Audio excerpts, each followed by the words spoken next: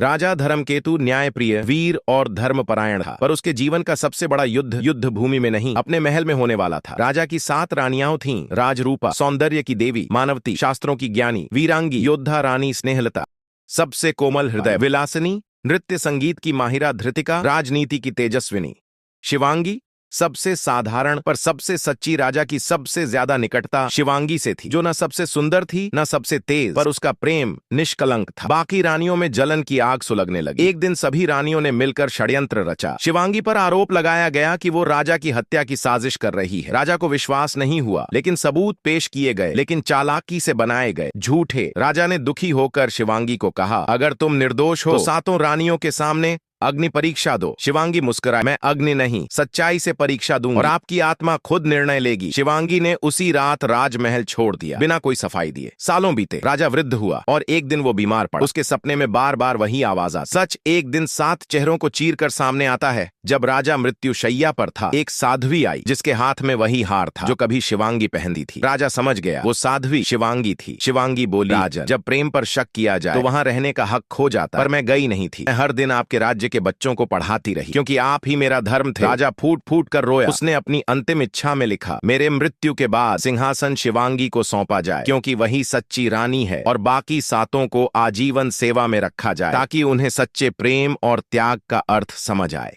कभी कभी सबसे साधारण दिखने वाला इंसान सबसे असाधारण प्रेम करता है, और झूठ चाहे 7 हो, सत्य अकेला ही सब पर भारी होता है। अगर आपको कहानी पसंद आई हो तो चैनल को सब्सक्राइब करें